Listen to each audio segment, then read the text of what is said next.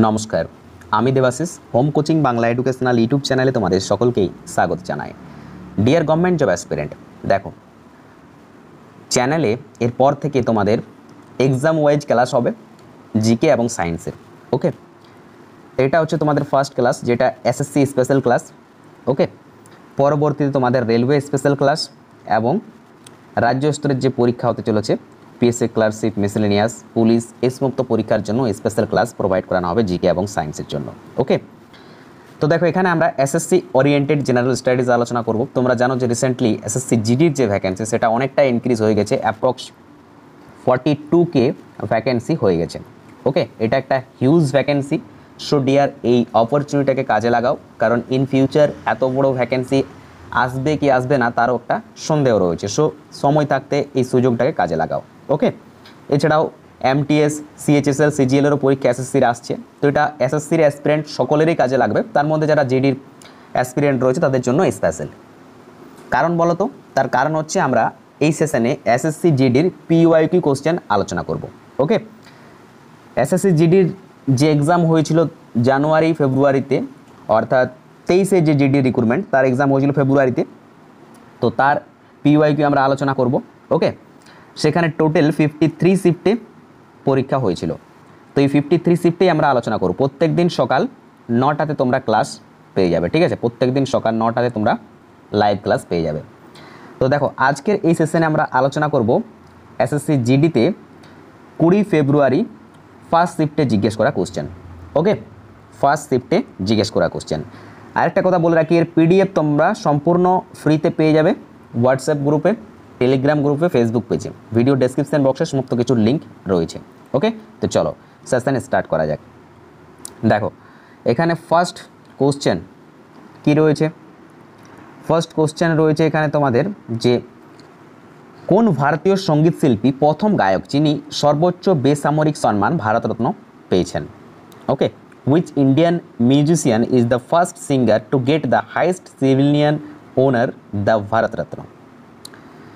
ভারতরত্ন ভারতের সর্বোচ্চ বেসামরিক সম্মান, এটা তোমরা সকলেই জানো, ঠিক আছে? তাহলে এখানে একটা প্রশ্ন হলো যে যদি ভারতরত্ন হয় ভারতের সর্বোচ্চ বেসামরিক সম্মান, তাহলে সামরিক সম্মান কোনটা? প্রশ্ন, ঠিক আছে? সামরিক সম্মান কোনটা বলো, কে কে পারবে? সর্বোচ্চ সামরিক সম্মান হচ্ছে কোনটা?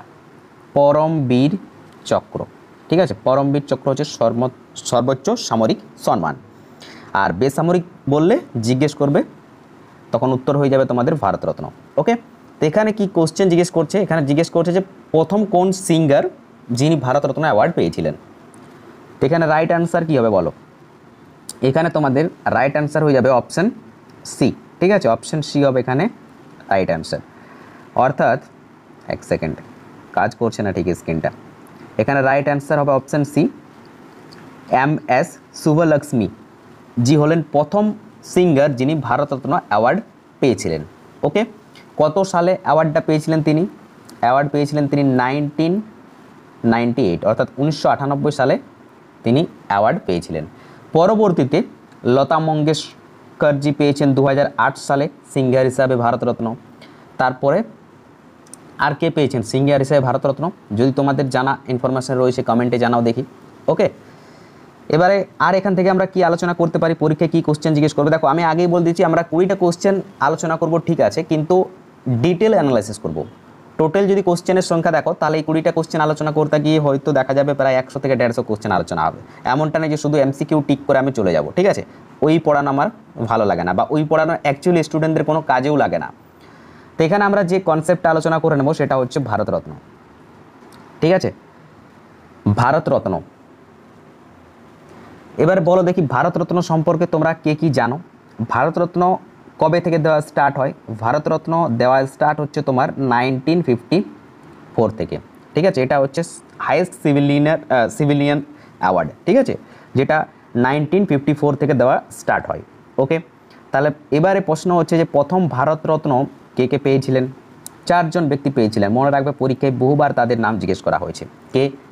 C Rajagopalachari, Sarvepalli Radhakrishnan, CV Raman. আর কে পেয়েছিলেন? আর কে পেয়েছিলেন? সরি, এই 3 জনই পেয়েছিলেন প্রথম অ্যাওয়ার্ড। আমি 4 জন বললাম, এটা একটু ভুল হলো, ঠিক আছে, আর তো কারো নাম মাথায় আসছে না, ঠিক আছে, 3 জনই পেয়েছিল। ওকে, আচ্ছা, এবারে এখান থেকে আমরা আরেকটা জিনিস জানবো, সেটা হচ্ছে কারেন্ট অ্যাফেয়ার্সটা।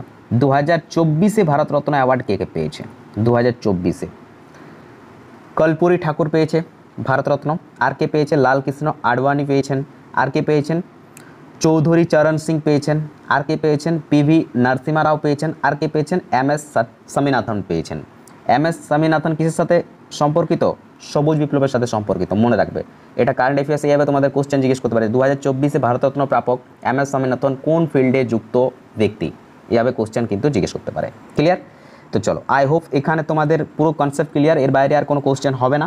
চলো নেক্সট, পরবর্তী কোশ্চেন কি রয়েছে দেখো, কি বলা হচ্ছে, কোন ভারতীয় নৃত্যশিল্পী 2018 সালে ওড়িশি নৃত্যের জন্য সঙ্গীত নাটক একাডেমি পুরস্কার জিতেছেন? বলো দেখি, এই কোশ্চেনের আনসার কে কে পারবে? সঙ্গীত নাটক একাডেমি পুরস্কার কোন ভারতীয় নৃত্যশিল্পী 2018 সালে পেয়েছেন? কোন নৃত্যের জন্য? ওড়িশি নৃত্যের জন্য, ঠিক আছে, আনসার করো। Which Indian dancer won the সঙ্গীত নাটক academy award for Odissi dance in 2018? Answer করো, বলো। এখানে তোমরা সঠিক আনসার কে পারবে? দেখো, এখানে সঠিক আনসার হয়ে যাবে তোমাদের অপশন সি, ঠিক আছে, অপশন সি হচ্ছে এখানে একদম সঠিক আনসার। সুরূপা সেন। সুরূপা সেন 2018 সালে ওড়িশি নৃত্যের জন্য সঙ্গীত নাটক একাডেমি পুরস্কার পেয়েছেন। সঙ্গীত নাটক একাডেমি পুরস্কার, সঙ্গীত নাটক একাডেমি অ্যাওয়ার্ড। এবারে বিষয় হচ্ছে যে এই অ্যাওয়ার্ডটা কি, প্রশ্ন হতেই পারে সঙ্গীত নাটক একাডেমি অ্যাওয়ার্ড সম্পর্কে। তাহলে এটা সম্পর্কে আমরা একটু জেনে নেব, এটা কি জিনিস, ঠিক আছে, এটা কাদেরকে দেওয়া হয়। এই অ্যাওয়ার্ডটা দেখো দেওয়া হয় কি জন্য, বা এটা কার দ্বারা দেওয়া হয়? এটা দেওয়া হয় Indian national academy of music, dance and drama. তাহলে এখান থেকেই বুঝতে পারছো মিউজিক, ডান্স এবং ড্রামার জন্য সঙ্গীত নাটক একাডেমি দেওয়া হয়, ঠিক আছে। আর এই সঙ্গীত নাটক একাডেমি অ্যাওয়ার্ড হচ্ছে highest Indian recognition given to people the field of performing art, মানে আর্টের ক্ষেত্রে যে একটা কি বলবো হাইয়েস্ট রেকগনিশন অ্যাওয়ার্ড, সেটা হচ্ছে তোমার এই সঙ্গীত নাটক একাডেমি অ্যাওয়ার্ড। ওকে, এবার দেখো এটা প্রথম কবে দেওয়া হয়েছিল? সঙ্গীত নাটক একাডেমি প্রথম দেওয়া হয়েছিল 1952-তে, প্রথম দেওয়া হয়েছিল 1952-তে। ওকে, এটা মনে রাখবে। চলো, আচ্ছা, যদি তোমরা কেউ জানো তাহলে একটু কমেন্টে জানাও যে 1952-তে সঙ্গীত নাটক একাডেমি অ্যাওয়ার্ড কে কে পেয়েছিলেন। যদি তোমরা কেউ জানো তাহলে এর আনসার করো। চলো নেক্সট, পরবর্তী কোশ্চেন দেখো কি রয়েছে এখানে, এটা তোমাদের সংবিধান থেকে রয়েছে এই কোশ্চেনটা, ঠিক আছে, এটা ইংলিশ বাংলা দুটো একসাথে স্ক্রিনে আসবে না। চলো, কোশ্চেন নাম্বার 3 এটা, হ্যাঁ, কি রয়েছে, ভারতীয় সংবিধানের পার্ট 4A অনুসারে যিনি একজন পিতামাতা বা অভিভাবক, তার দায়িত্ব রয়েছে তার সন্তানকে শিক্ষার সুযোগ প্রদান করা, বা যেটি যেমনটি হতে পারে ড্যাশ বয়সের মধ্যে। মানে জাস্ট কোশ্চেনটাকে ঘুরিয়ে জিজ্ঞেস করেছে, তাছাড়া আর কিছুই নেই এখানে, ঠিক আছে।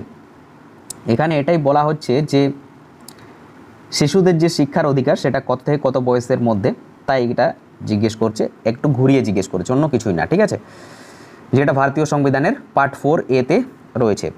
তোমরা আশা করি সকলেই পারবে সঠিক আনসার করতে।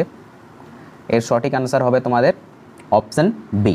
তোমরা জানো যে 16 থেকে 24, কি বললাম, সরি 16, আবার ভুল বলছি, 6 থেকে 14, ঠিক আছে, 6 থেকে 14 বছর বয়স পর্যন্ত প্রত্যেক শিশুর শিক্ষার অধিকার রয়েছে, ঠিক আছে, এটা তাদেরকে ভারতীয় সংবিধান এই অধিকারটা দেয়, এবং সেই শিক্ষা বিনামূল্যে এবং বাধ্যতামূলক। ওকে, এটা 2009-তে এই আইনটা হয়েছিল, ঠিক আছে, মনে রাখবে।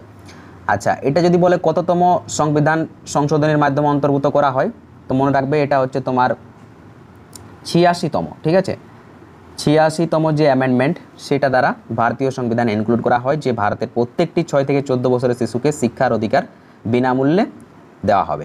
ওকে, আর আরেকটা কোশ্চেন এখানে জিজ্ঞেস করে যে কলকারখানাতে বয়স করার জন্য কাজ করার জন্য, কলকারখানাতে কাজ করার জন্য ন্যূনতম বয়স কতর ঊর্ধ্বে হতে হবে? তো এটাও কিন্তু তখন এই আনসার হয়ে যাবে। ঠিক আছে, 6 থেকে 14 বছর ঊর্ধ্বে হতে হবে, তাহলেই কিন্তু সে কলকারখানাতে কাজ করতে পারে। ওকে, আমার একটু মুখের মধ্যে জড়তা আসছে, তাই না?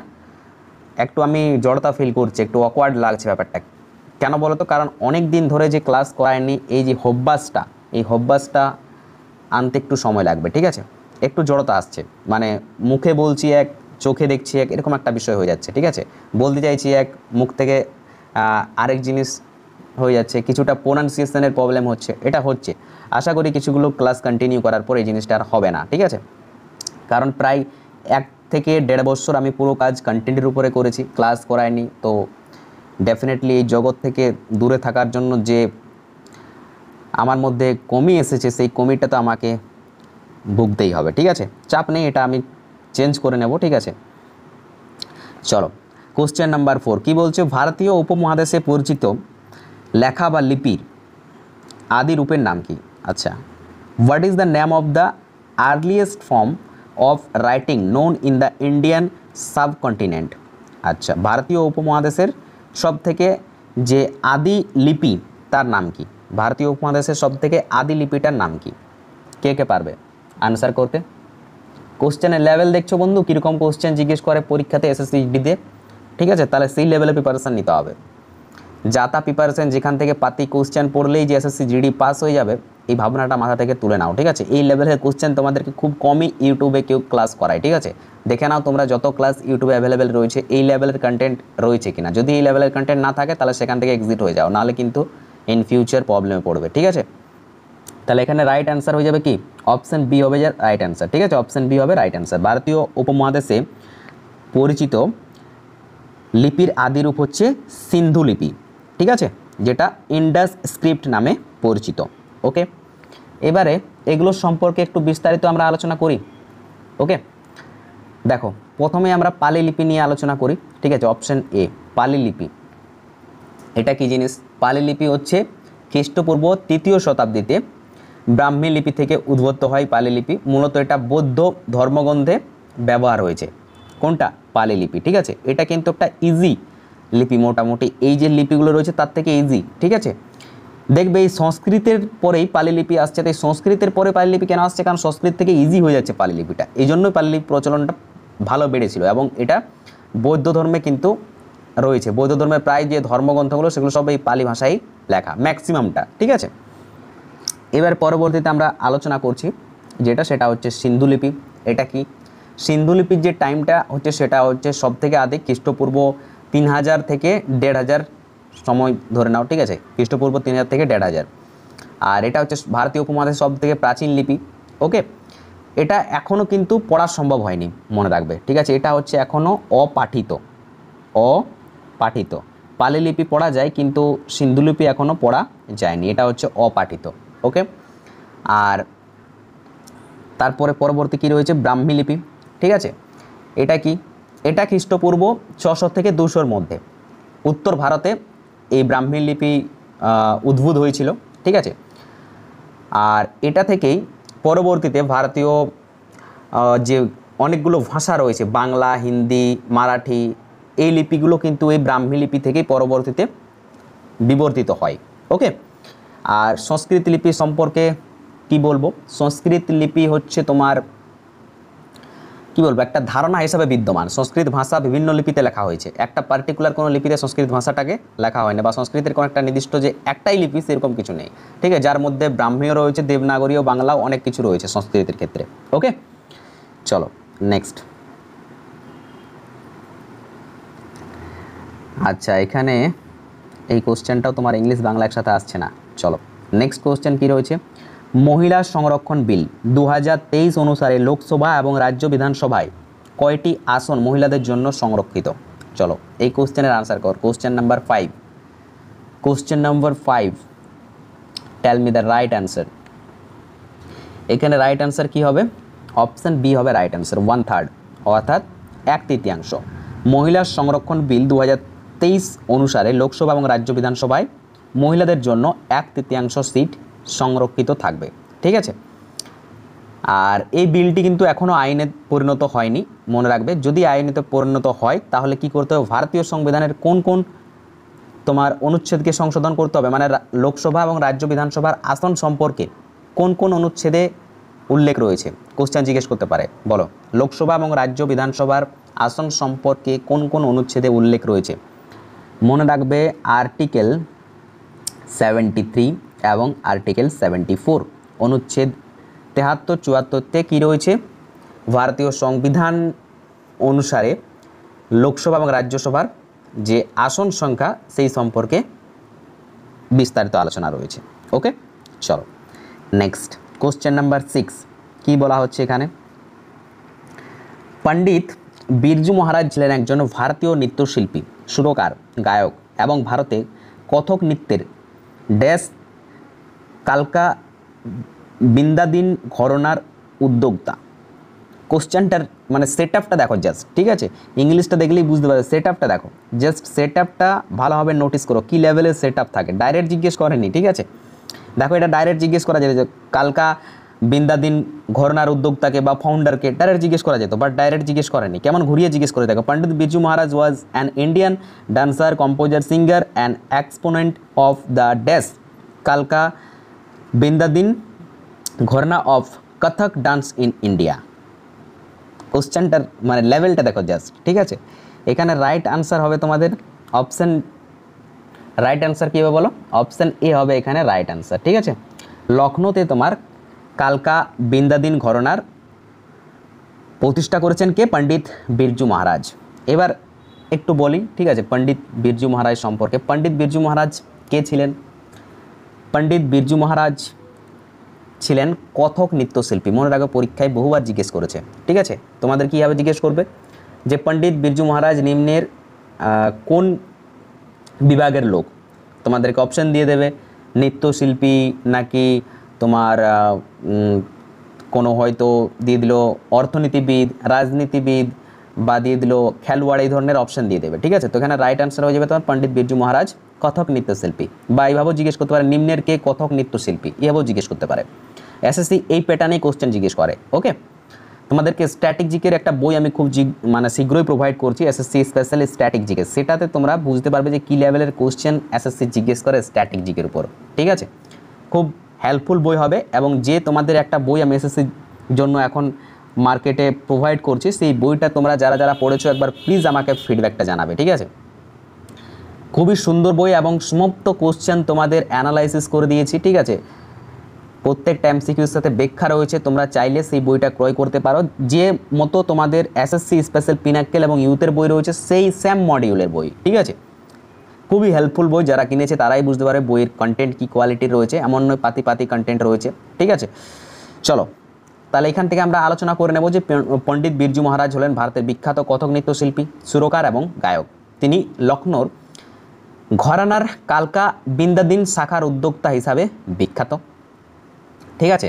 তাহলে এবার হচ্ছে লখনৌ ঘরানা কথক নৃত্যের 7টি প্রধান ঘরানার মধ্যে একটি, এবং এটি তার অভিব্যক্তিপূর্ণ এবং কি বলা যেতে পারে এটাকে আবেগপূর্ণ কাজের জন্য পরিচিত। এই লখনৌ ঘরানা বিন্দাদিন যে প্রজেক্টটা, ওকে। তাহলে এবার হচ্ছে এই যে কালকা আর বিন্দাদিন, এটা এই নামটা কেন, ঠিক আছে, এটা কিসের সাথে সম্পর্কিত? তাহলে কালকা আর বিন্দাদিন এই নামটা হচ্ছে কি জানো, এটা এই যে শাখাটা, এটা হচ্ছে পণ্ডিত বিরজু মহারাজের পিতামহ হচ্ছেন কালকা প্রসাদ, আর তার কাকা হচ্ছে বিন্দাদিন মহারাজ। তাদের নাম অনুসারে এই শাখার নাম রাখা হয়েছে, লখনৌতে যে শাখা রয়েছে সেই শাখার নাম রাখা হয়েছে কালকা বিন্দাদিন। ওকে, বুঝতে পেরেছো? তাহলে চলো এবার নেক্সট কোশ্চেনে আমরা যাই। দেখো কোশ্চেন নাম্বার 7 কি বলা হচ্ছে, অ্যাথলেটিক্সে IAAF বিশ্ব চ্যাম্পিয়নশিপ ড্যাশ থেকে একটি সম্পূর্ণ পেশাদার সহযোগিতায় পরিণত হয়, ঠিক আছে। IAAF, ঠিক আছে। এটা কি জিনিস আবার? এটা হচ্ছে international association of athletics federation, ঠিক আছে। ফুল ফর্ম অনেকবার জিজ্ঞেস করে। IAAF এর ফুল ফর্ম হচ্ছে কি, international association of athlete federation, clear.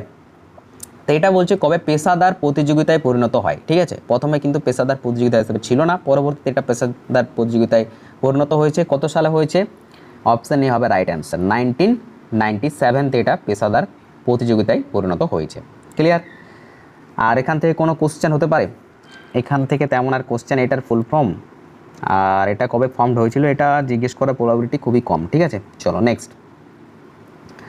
তোমার হচ্ছে which institute was established in 2015 in the place of planning commission of India. কি বলছে? 2015 সালে ভারতের পরিকল্পনা কমিশনের জায়গায় কোন প্রতিষ্ঠানটি প্রতিষ্ঠিত হয়েছে? মানে প্ল্যানিং কমিশনের নাম পরিবর্তন করে 2015 সালে নতুন নাম রাখা হয়েছে যে কমিশনের, তার নাম কী? এভাবে কোশ্চেনটা জিজ্ঞেস করতে পারে যে প্ল্যানিং কমিশনের বর্তমান নাম কি, বা প্ল্যানিং কমিশনের নাম কত সালে পরিবর্তন করা হয়, তৎকালীন সময়ের প্রধানমন্ত্রী কে ছিলেন, এই ধরনের কোশ্চেন হতে পারে। তো এখানে তোমার রাইট অ্যান্সার হয়ে যাবে কি? এখানে তোমার রাইট অ্যান্সার হয়ে যাবে অপশন বি। ঠিক আছে, নীতি আয়োগ। নীতি আয়োগ হচ্ছে 100% রাইট অ্যান্সার। 2015 সালে প্ল্যানিং কমিশনের নামটাকে রিনেম করা হয় এবং নাম রাখা হয় নীতি আয়োগ। ঠিক আছে, তাহলে এবার প্রশ্ন হচ্ছে নীতি আয়োগ সম্পর্কে আরেকটা কোশ্চেন তোমাদের এখানে জিজ্ঞেস করতে পারে কি? ওটা কারেন্ট অ্যাফেয়ার্সের হয়ে যাবে। চলো তবু আলোচনা করে নিই, যেহেতু এটা খুবই ইম্পর্ট্যান্ট একটা টপিক। ঠিক আছে, নীতি আয়োগ সম্পর্কে আমরা একটু জেনে নিই। চলো, নীতি আয়োগ। তাহলে এখান থেকে প্রথম যে কোশ্চেনটা তোমাদের জিজ্ঞেস করতে পারে যে নীতি আয়োগের সর্বেসর্বা কে? তো মনে রাখবেন, নীতি আয়োগের সর্বেসর্বা হচ্ছে প্রধানমন্ত্রী মহাশয়। ঠিক আছে, তিনি হচ্ছেন এর সর্বেসর্বা। ওকে, 2015 ফার্স্ট জানুয়ারিতে নীতি আয়োগ তৈরি হয়। ঠিক আছে, আর এর হেডকোয়ার্টার কোথায় রয়েছে? এটা একটা ভালো কোশ্চেন। হেডকোয়ার্টার হচ্ছে তোমার দিল্লিতে অবস্থিত। ওকে, এর অ্যানুয়াল বাজেট মোটামুটি 400 কোটির কাছাকাছি হয়, মনে রাখবে। আর এখান থেকে জিজ্ঞেস করতে পারে যে নীতি আয়োগের চেয়ারপারসন কে? নীতি আয়োগের চেয়ারপারসন হচ্ছে বর্তমানে যিনি প্রধানমন্ত্রী রয়েছেন আমাদের নরেন্দ্র মোদী মহাশয়। ওকে, আচ্ছা, আর ভাইস চেয়ারপারসন কে রয়েছেন? ভাইস চেয়ারপারসন রয়েছেন তোমার সুমন বেরি। সুমন বেরি রয়েছেন ভাইস চেয়ারপারসন। আর সিইও কে রয়েছেন? এটা রেলে কিন্তু খুব বেশি জিজ্ঞেস করে। ঠিক আছে, মানে এই টাইপের কোশ্চেন। তোমার এই নীতি আয়োগের সিইও কে রয়েছেন? ভি আর সুব্রমণিয়ম রয়েছেন তোমার হচ্ছে বর্তমানে নীতি আয়োগের সিইও। ওকে, এটা কোন কমিশনের আন্ডার, সরি এটা তোমার কোন কি বলবো এটাকে, গভর্নমেন্ট এজেন্সির আন্ডারে পড়ে? এটা তোমার মিনিস্ট্রি অফ প্ল্যানিং এর আন্ডারে পড়ে, মনে রাখবে। ঠিক আছে, এই নীতি আয়োগ। ওকে, চলো নেক্সট হচ্ছে তোমার কি, নেক্সট যে কোশ্চেন, এক সেকেন্ড দেখো, নেক্সট কোশ্চেন রয়েছে যে 12 হিন্দু উৎসব দীপাবলির অনুরূপ যা নিম্নলিখিত কোন উপজাতি দ্বারা উদযাপন করা হয়? বলো, 12 হিন্দু উৎসব দীপাবলির অনুরূপ যা নিম্নলিখিত কোন উপজাতির দ্বারা উদযাপন করা হয়? এখানে রাইট আনসার হয়ে যাবে তোমার অপশন এ, বার্লি এবং কোকনা। বার্লি এবং কোকনা হচ্ছে 12 হিন্দু উৎসব যা দীপাবলির মতোই, অনুরূপ বলতে দীপাবলির মতো, মানে সিমিলারিটি রয়েছে। ঠিক আছে, 12 উৎসবটার মধ্যে এবং দীপাবলির মধ্যে সিমিলার রয়েছে। দীপাবলিতে যেমন কি করা হয়, ঠিক আছে, দীপাবলির রাতের বেলা প্রদীপ জ্বালিয়ে সেই রাতটাকে সেলিব্রেট করা হয়। ঠিক আছে, সেদিন সারা রাত প্রদীপ জ্বলে। ঠিক আছে, এটা প্রচলিত রয়েছে এইভাবে যে দীপাবলির সেই প্রদীপের আলো যে অশুভ শক্তিকে আমাদের কাছ থেকে দূরে সরে একটা শুভ শক্তির স্বাগতম জানাবে। ঠিক আছে, এর সম্পর্কে আরও অনেক কিছু জিনিস রয়েছে, কারণ আর এটা নিয়ে আমি আলোচনা করতে যাচ্ছি না, কারণ যদি অ্যাস্ট্রোলজি সম্পর্কে আলোচনা করি বা রিলিজিয়ন সম্পর্কে আলোচনা করি তো আমি আরও অনেক ডিপতে চলে যাব। ঠিক আছে, দুটো আমার ফেভারিট টপিক। তো যাই হোক, চলো এখানে আর কোনো আলোচনা করার মতো রয়েছে? আচ্ছা, একটা বলো দেখি, এখানে কোশ্চেন হতে পারে যে সাঁওতাল উপজাতির মানুষ মূলত ম্যাক্সিমাম কোন রাজ্যে দেখা যায়? ম্যাক্সিমাম তোমাদেরকে অপশান দিচ্ছি আমি। ঠিক আছে, ওয়েস্ট বেঙ্গল, ঝাড়খণ্ড এবং উড়িষ্যা, এই তিনটার মধ্যে সঠিক আনসার কেউ বলো। ঠিক আছে, আর এই মুন্ডা উপজাতির মানুষও কোথায় দেখতে পাওয়া যায়? এই তিনটাই অপশান থাকলো, ওয়েস্ট বেঙ্গল, ঝাড়খণ্ড এবং উড়িষ্যা। ঠিক আছে, আর গোল্ড আর ভিল উপজাতি এটা কোথায় দেখতে পাওয়া যায়? বলো, গোল্ড এবং ভিল ট্রাইব কোথায় দেখতে পাওয়া যায়? এর আনসার আমি তোমাদেরকে আমিই বলে দিচ্ছি। বলো, এটা কোথায় দেখতে পাওয়া যায়? গোল্ড অ্যান্ড ভিল ট্রাইব কোথায় দেখতে পাওয়া যায় বলো? গোল্ড এবং ভিল ট্রাইব কোথায় দেখতে পাওয়া যায়? গোল্ড অ্যান্ড ভিল ট্রাইব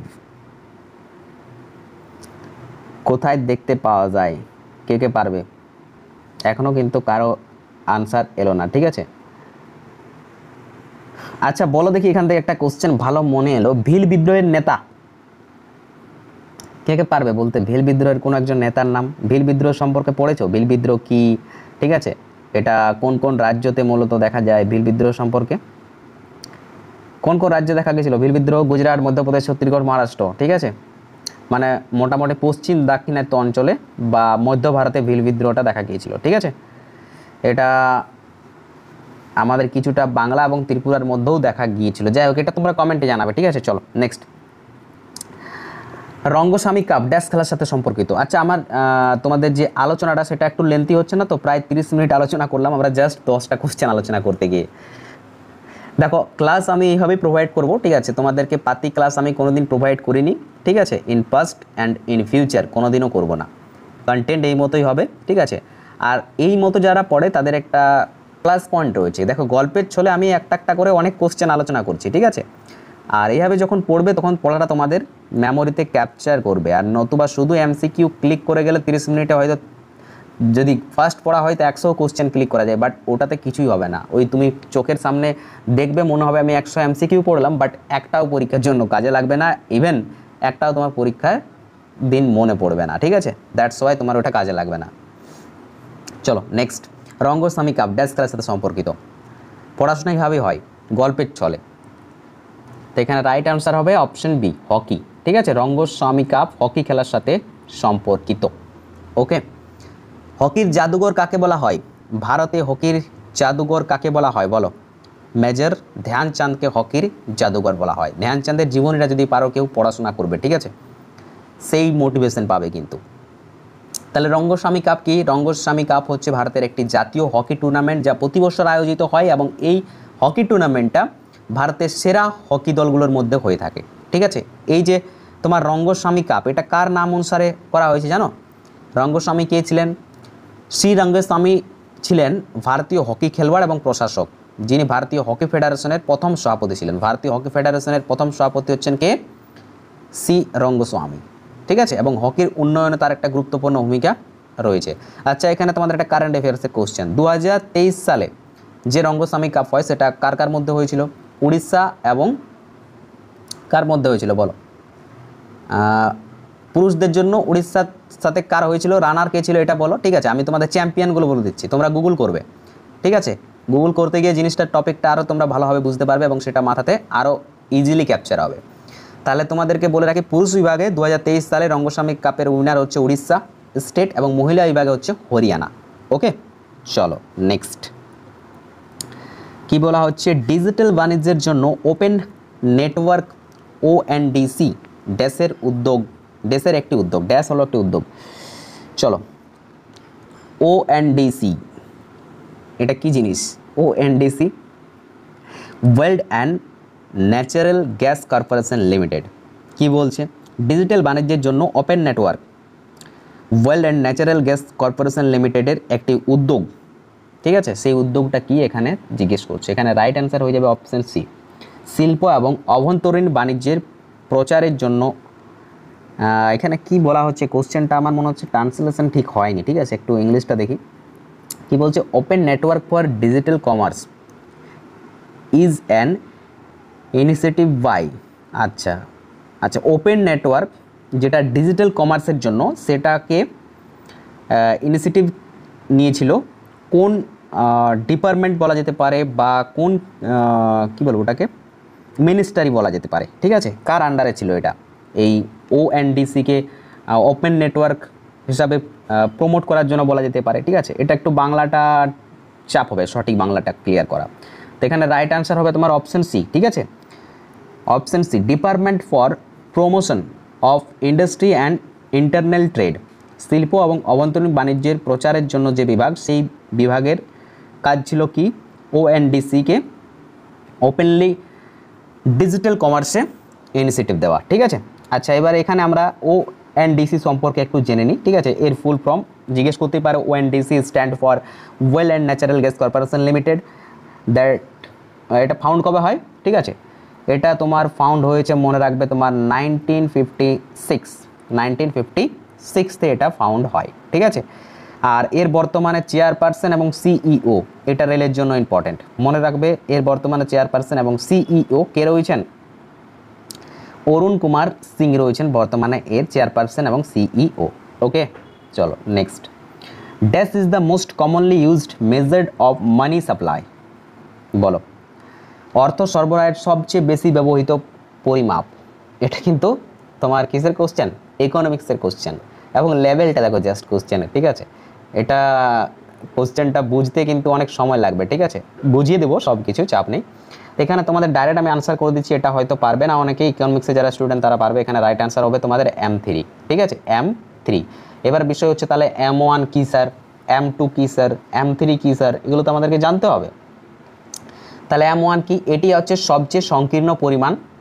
তার আগে বলে রাখি, তোমার এই যে M1, M2, M3, M4 এর অর্থ সরবরাহের চারটি প্রধান পরিমাপ। অর্থ সরবরাহের হচ্ছে চারটা প্রধান পরিমাপ, অর্থ সরবরাহের চারটা প্রধান পরিমাপ, মনে রাখবে। প্রতিটা পরিমাপের একটা বিভিন্ন চার্ট রয়েছে, নির্দিষ্ট একটা চার্ট রয়েছে প্রতিটা পরিমাপের। সেই চার্টগুলো কি একটু এবারে দেখো।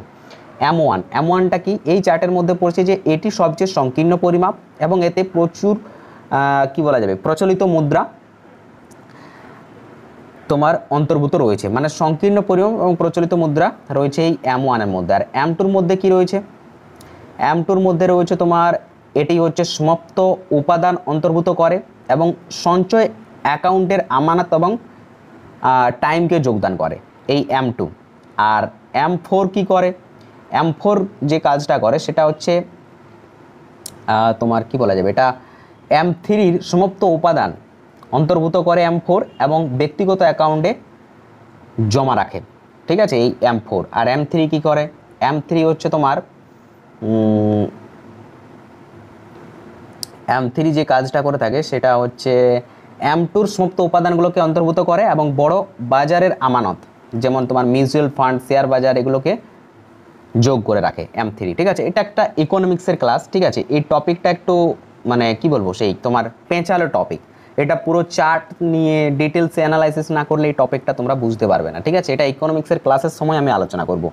এমনিতে হয়তো তোমাদের এই জিনিসটা অতটাও ক্লিয়ার হয়নি আমার মনে হচ্ছে, যেটা আমি নিজেই স্যাটিসফাইড নয় বিষয়টা নিয়ে, ঠিক আছে? যতক্ষণ না তোমাদেরকে চার্ট আকারে বোঝাতে পারবো ততক্ষণ না এটা আমি নিজে স্যাটিসফাইড হব না, ঠিক আছে? বিষয়টা হচ্ছে এটাই। তো যাই হোক, একটা হালকা জাস্ট তোমাদেরকে ধারণা দিয়ে রাখা আর কি। চলো নেক্সট।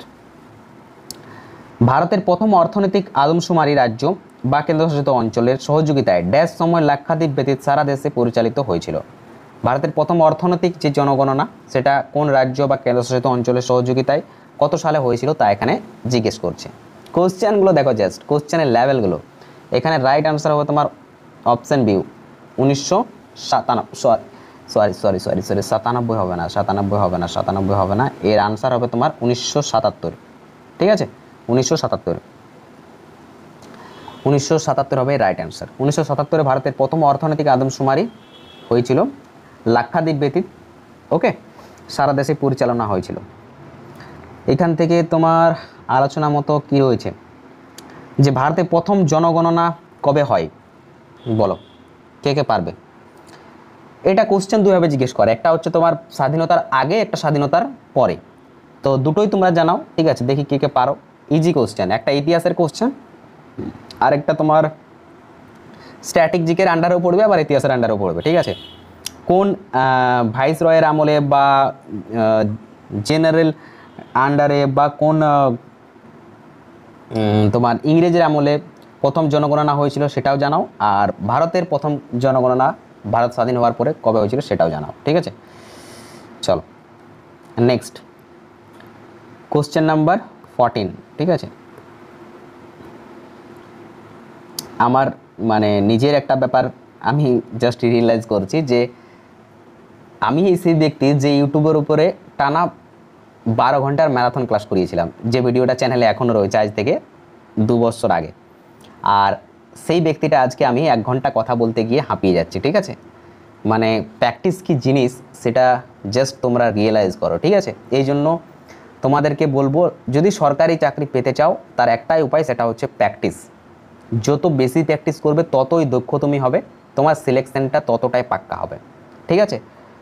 যখন প্র্যাকটিস ছিল তখন 12 ঘন্টার ম্যারাথন করিয়েছি, আর এখন 1 ঘন্টার ম্যারাথন করতে গিয়ে আমার হাঁপিয়ে যাচ্ছি, অবস্থা দেখে আমার নিজেরই হাসি পাচ্ছে। ঠিক আছে, যে কি মানে আমার পতন হয়েছে এটাতে। ঠিক আছে, চলো, সত্যশোধক সমাজের প্রতিষ্ঠাতা কে ছিলেন? সত্যশোধক সমাজের প্রতিষ্ঠাতা, who is the founder of Satyashodhak সমাজ? এই কোশ্চেনগুলো অনেকের হয়তো প্রথম মাথায় আসছে, মানে প্রথম নজরে আসছে। এটার রাইট অ্যান্সার হবে অপশন, সরি আমি আবার অপশন টিক করে দিয়েছি। বলো এর প্রথম আনসার কে পারবে? এর প্রথম আনসার হয়ে যাবে অপশন সি। ঠিক আছে, জ্যোতিবা ফুলে। জ্যোতিবা ফুলে কে ছিলেন? তার পুরো নাম কি? জ্যোতিবা ফুলে পুরো নাম হচ্ছে জ্যোতিরাও গোবিন্দরাও ফুলে। ঠিক আছে, টাইম পিরিয়ডটা 1900 নয়, ইনি তো 1810 ডিউটিতে ছিলেন না, 1800 এক্সাক্ট টাইম বলতে পারছি না, অ্যাপ্রক্স আমি ধরে নিচ্ছি 1800 আই থিঙ্ক 25 থেকে ওই 1900 এই টাইমটা হবে। ঠিক আছে, এটা অ্যাকুরেট না, আমি জাস্ট একটা মোটামুটি অ্যাপ্রক্সিমেটলি টাইম বললাম। ঠিক আছে, এই টাইমে এনার পুরো যে কার্যকালটা। তো ইনি ছিলেন একজন ভারতীয় সমাজ সংস্কারক, লেখক এবং শিক্ষাবিদ। তিনি মহারাষ্ট্রে নারী শিক্ষা এবং সামাজিক যে ন্যায় বিচার তার প্রতীক হিসাবে পরিচিত।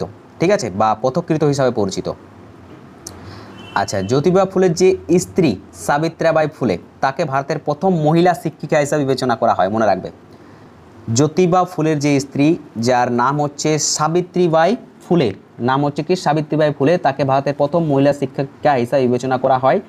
ঠিক আছে, কত সালটা মনে রাখবে? 1848। দেখো, যাদের ভারতীয় সংস্কৃতি নিয়ে গর্ব হয় না তাদেরকে বলে রাখে 1848 একবার ওয়েস্টার্ন কান্ট্রিগুলোর ইতিহাসটা পড়বে। ঠিক আছে, সেই সময় নারী মর্যাদা কেমন ছিল ওয়েস্টার্ন কান্ট্রিতে, আর তৎকালীন সময় ভারতে নারী মর্যাদা কোন জায়গায় ছিল।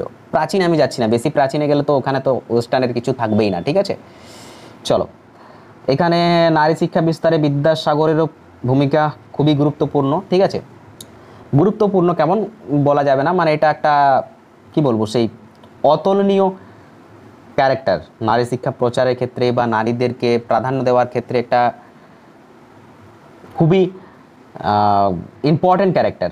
চলো, এটা নিয়ে আমরা পরবর্তী সময় আলোচনা করব, ঈশ্বরচন্দ্র বিদ্যাসাগর সময়।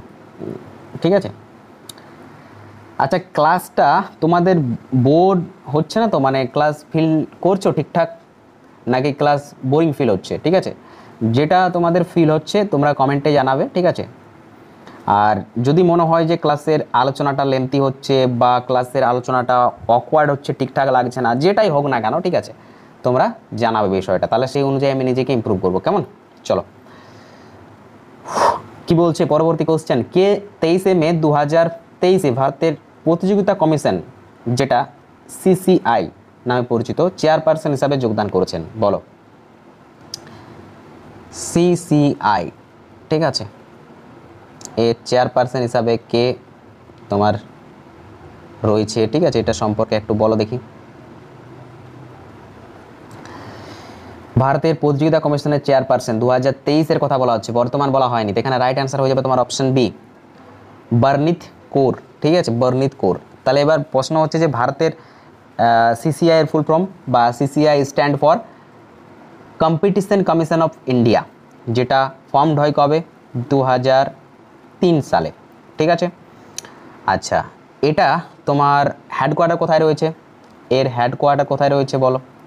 এর হেডকোয়ার্টার রয়েছে তোমার দিল্লিতে। ঠিক আছে, দিল্লিতে। এর অ্যানুয়াল বাজেট প্রায় 800 কোটির কাছাকাছি, মনে রাখবে। আর এই যে তোমরা এখানে দেখতে পাচ্ছ চেয়ারপারসন বর্তমানে কে রয়েছেন? বর্তমানেও কিন্তু চেয়ারপারসন রয়েছেন বর্ণিত কৌর। ঠিক আছে, একজন IAS অধিকারী। ওকে, আর সেক্রেটারি কে রয়েছেন? জ্যোতি কি নামটা আমার মনে আসছে না এক্সাক্ট, তোমার হচ্ছে জ্যোতি জিন্দঘর ভানোট মনে হচ্ছে, হ্যাঁ এই টাইপেরই কি নামটা, এক্সাক্ট আমার একটু হতে পারে এদিক ওদিক নামটা। ঠিক আছে, দেখে নেবে, জ্যোতি দিয়ে স্টার্ট, বোর্ড আমার পুরো প্রপার নামটা এখন এই মুহূর্তে আসছে না নলেজের। ঠিক আছে, চলো নেক্সট, পরবর্তী কোশ্চেন কি বলছে? মেন্ডেলিভ যখন তার কাজ শুরু করেন সেই সময় কয়টি উপাদান প্রচলিত ছিল? মেন্ডেলিভ ইনিশিয়াল স্টেজে যখন কাজ স্টার্ট করেন তখন কয়টি উপাদান পরিচিত ছিল? বলো সায়েন্সের কোশ্চেন, রাইট অ্যান্সার হচ্ছে তোমার অপশন সি 63। মেন্ডেলিভ যখন ইনিশিয়াল স্টেজে কাজ স্টার্ট করেন তখন 63 এলিমেন্ট পরিচিত ছিল। ঠিক আছে, তাহলে এখান থেকে তোমাদের কোশ্চেন হতে পারে মেন্ডেলিভের পর্যায় সারণী কবে প্রকাশ হয়েছিল, মেন্ডেলিভের পর্যায় সারণীতে কয়টি শ্রেণী আছে, কয়টি তোমার কি বলে ওটাকে পর্যায় রয়েছে। ঠিক আছে, এগুলো সম্পর্কে তোমাদের কোশ্চেন জিজ্ঞেস করতে পারে। ওকে, তাহলে মেন্ডেলিভের পর্যায় সারণী কবে প্রকাশ হয়েছিল? 1869-তে মেন্ডেলিভের পর্যায় সারণী প্রকাশ হয়েছিল। তোমাদের জন্য কোশ্চেন যে কয়টি শ্রেণী আর কয়টি পর্যায় রয়েছে। ঠিক আছে, প্রাথমিক স্তরে কয়টি ছিল, বর্তমানে কয়টি রয়েছে। চলো নেক্সট। আমার গলা শুকিয়ে যাচ্ছে, আমি জাস্ট ইমাজিন করছি যে আমার মানে এটা অভ্যাসটা না থাকার কারণে কতটা প্রবলেম হচ্ছে। ঠিক আছে, চলো বিচারকের অপসারণের বিষয়ে নিচে দেওয়া বিবৃতিটি সম্পূর্ণ করুন। বিচারকদের যে ইমপিচমেন্ট প্রসেস, ঠিক আছে, বা অপসারণ প্রক্রিয়া। এক সেকেন্ড, আমাকে একটু জল খেয়ে দাও। ঠিক আছে,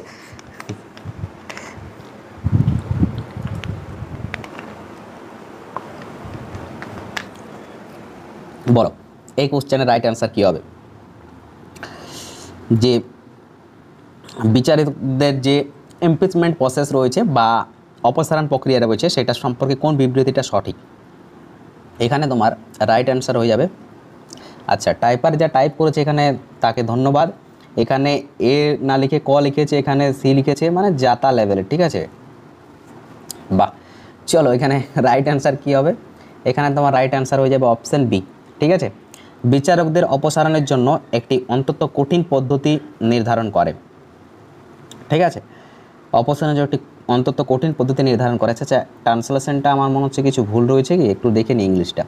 complete the statement given below with the respect to the জাজ রিমুভাল দ্য ইন্ডিয়ান কনস্টিটিউশন।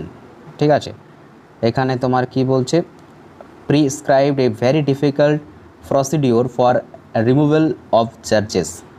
আচ্ছা, ঠিকই রয়েছে ট্রান্সলেশনটা, কোশ্চেনটা একটু লেভেলের কোশ্চেন রয়েছে আর কি। চলো নেক্সট কোশ্চেন কি বলছে দেখো, which of the following statement is correct regarding badminton. Badminton নিয়ে কোন স্টেটমেন্টটা কারেক্ট সেটা এখানে বলছে। কি দেখো স্টেটমেন্ট রয়েছে, নাম্বার 1 যে স্টেটমেন্ট রয়েছে, ব্যাডমিন্টন খেলার শুরুতে এবং স্কোর সমান হলে সার্ভার বাম সার্ভিস থেকে বা বাম সার্ভিস কোর্ট থেকে পরিবেশন করে।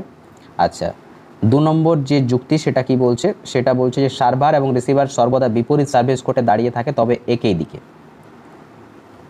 যারা ব্যাডমিন্টন খেলা দেখেছো তাদের এই কনসেপ্টটা ক্লিয়ার থাকবে, আদারওয়াইজ এটা চাপের আনসার দেওয়া। এখানে তোমার দুটা যুক্তি সঠিক যুক্তি রয়েছে। ঠিক আছে, দুটা যুক্তি এখানে সঠিক রয়েছে।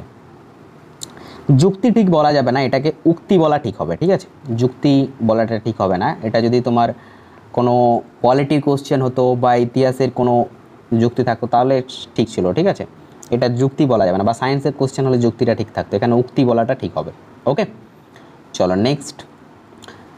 Which state's chief minister has been awarded the Bharat Ratna doctor B M. Ambedkar award for fair free state in May 2023? বলো এই কোশ্চেনের রাইট অ্যান্সার কী হবে? 2023 সালের মে মাসে কোন রাজ্যের মুখ্যমন্ত্রীকে ভয়মুক্ত রাজ্যের জন্য ভারতরত্ন ডক্টর আম্বেদকর পুরস্কার দেওয়া হয়েছে? কারেন্ট অ্যাফেয়ার্সের কোশ্চেন। তো এখানে রাইট অ্যান্সার হয়ে যাবে ইউপির মুখ্যমন্ত্রী যোগী আদিত্যনাথকে এই অ্যাওয়ার্ড দেওয়া হয়েছে। ঠিক আছে, অ্যাওয়ার্ডটা মনে রাখবে, অ্যাওয়ার্ডটা হচ্ছে কি? অ্যাওয়ার্ডটা হচ্ছে তোমার ফেয়ার ফ্রি স্টেটের অ্যাওয়ার্ড। ওকে, নেক্সট হচ্ছে তোমার দেখো কী রয়েছে আজকের লাস্ট কোশ্চেন। ঠিক আছে, 20 ফেব্রুয়ারির ফার্স্ট শিফটের লাস্ট কোশ্চেন। ড্যাশ হলো একটি দেশের বা দেশের একটি সুনির্দিষ্ট অংশের সমাপ্ত ব্যক্তির একটি নির্দিষ্ট সময়ে জনসংখ্যা সংক্রান্ত অর্থনৈতিক বা সামাজিক তথ্য সংগ্রহ, সংকলন, বিশ্লেষণ এবং প্রচারের মোট প্রক্রিয়া। আচ্ছা, কোশ্চেনটা হেভি লেভেলের কোশ্চেন, কিন্তু এখানে রাইট অ্যান্সার হবে তোমার অপশান সি, জনসংখ্যার আদমশুমারি। এবারে দেখো এই জনগণনা সম্পর্কে ইংলিশটা পড়লে বুঝতে পারবে কি বলছে। Dash is the total process of collecting, complaining, analysing and disseminating and demographic, economic and social data pertaining at a specific time of all person in country or well defined part of a country. মানে একটা কান্ট্রির যে complaining রয়েছে, analysing রয়েছে, ডিসম্যানেটিং রয়েছে, demographic রয়েছে, economic রয়েছে, social data রয়েছে, সেগুলো সমস্ত কিছুই কোন জায়গাতে আমরা কালেক্ট করি, ঠিক আছে? এই জায়গাটা দেখো, is total process of collecting, কিসে আমরা কালেক্ট করি? পপুলেশন বলে শুধু তো কিছু হয় না, তাহলে এটা হবে না। ন্যাশনাল সার্ভেতে এগুলো সব কালেক্ট হয় না, কিছু কিছু কালেকশন হয়। কনস্টিটিউশন এই শব্দটাও কোনো রিলেট করছে না। যে পপুলেশন সেন্সাস হয়, যেটাকে আমরা জনগণনা বলে থাকি, ঠিক আছে? জনগণনা, সেখানে আমরা এগুলো সব কালেক্ট করে থাকি, ঠিক আছে?